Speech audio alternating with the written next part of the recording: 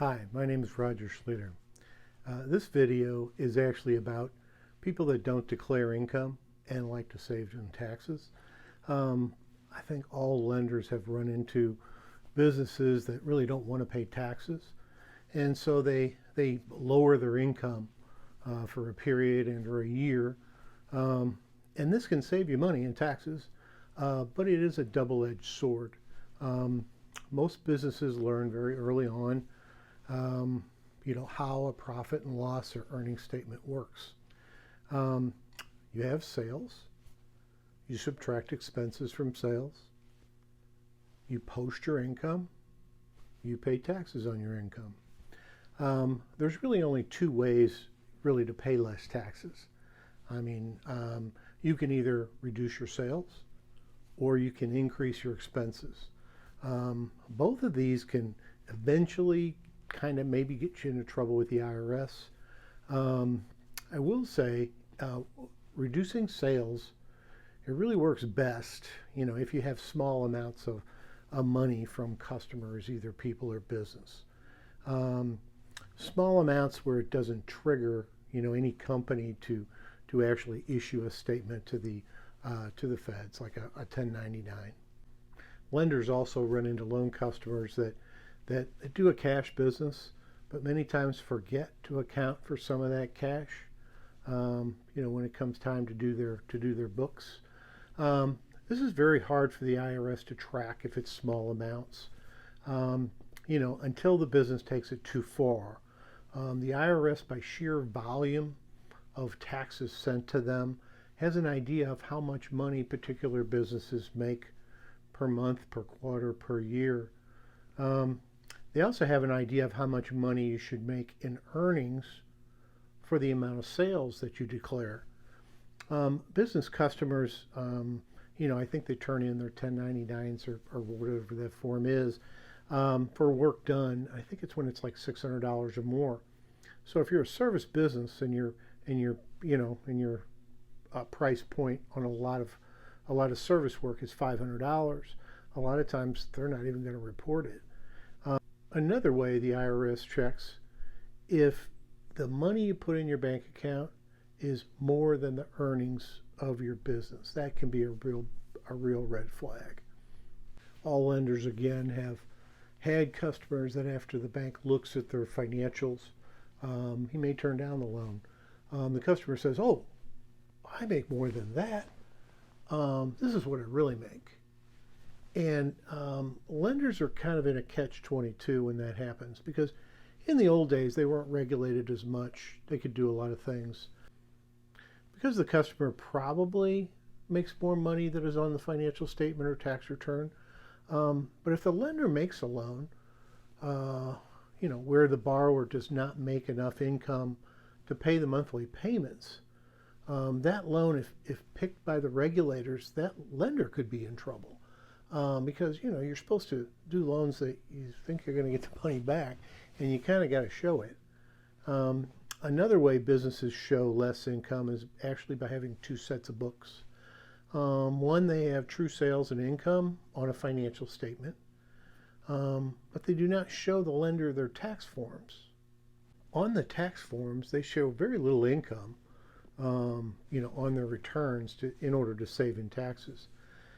So an example would be, I had an applicant that was a laundromat facility, and he wanted to buy another laundry facility.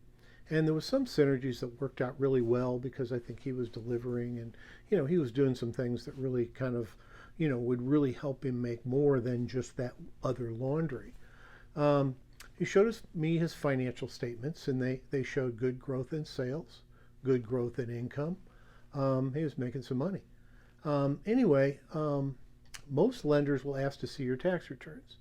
And we exclusively, when I do loans, if I'm working at a financial institution, I always ask for tax returns. And like I've said before, the business isn't going to lie in the tax return because he isn't going to want to pay more tax. So, sometimes they do just the opposite. They show less income to pay less tax, and then it can hurt them when they go to get a loan. So anyway, my customer, when I asked for the tax returns, he couldn't find the tax returns. He actually said that he didn't think that that his tax person made a copy of those and gave that to him. So I said that's fine. I said, if you could ask your tax person if they could get a copy, that'd be great. Um, the IRS has a form that's called a 4506T, which a lender can get transcripts of your tax returns. Of course, you have to sign the form. And a lot of times the borrower doesn't know what these are. I mean, we just give it to them, say, here, sign this. This is, so we get a transcript. And a lot of times you think he knows more than he probably does. And so he goes ahead and signs it. But anyway, when I got that transcript back, it didn't match up with his financial statements. And so anyway, I said, hey, why don't these match up? And basically he said, well, I have to ask my tax person and then get back to you. And I said, well, that's great. And he never got back to me. So we never even looked on going any further. There could have maybe been a way. I liked him. I thought he had a good business. Wanted to help him. So there could have been a way to try to make that work, but he basically just ghosted me. He didn't call back or anything.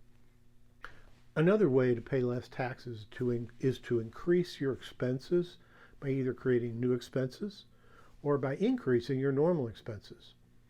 Non-existent expenses will not have a receipt. So if you get audited, they will be excluded and you could get into trouble that way. Increasing normal expenses may also get disallowed if you get audited. The IRS seems to audit less people every year, but the number of audits that have increased are the ones for self-employed people, and especially the ones that file a Schedule C on their personal returns, and those are usually small companies, small businesses. Example of this would be a customer came to a bank I worked at, came to my office looking for a business loan.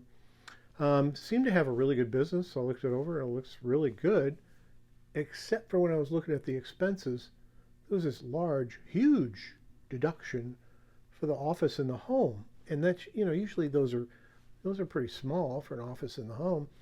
So anyway, I asked him what kind of office, how large it was. Didn't really understand this really large deduction for an office in the home. Basically, he told me it was his mortgage. His office in the home was his whole entire business. And you can't do that. You can't have the whole house as an office in the home. It just doesn't work out. So anyway, basically, I just said, it just wasn't a good risk for me. If he got audited and got into trouble with the IRS, it wouldn't have been a good loan. So anyway, I ended up, and plus, by doing so, if they think you know better, they can try to get you for fraud too, and that is not good. So anyway, he wasn't a good risk, at least for me. I don't know if you've realized by now, but it really is a double-edged sword. Most lenders want you to make loans, and if they like you and they like your business, they'll really go out of their way to accommodate you and to try to make that loan. Lenders, if they feel lied to, if you're lying to me now, how can I trust you in the future? So I really, a lot of times if you lie to a lender, he thinks you're lying, he's not going to make that loan. And then sometimes it pays for you, the borrower, to go ahead and run the financials by somebody who can actually analyze them, CPAs, MBAs. And it could be somebody who does it for money. I mean, paying a couple $100 to have them look at your financials, in the eyes of a bank, and to say, hey, do you think this will work?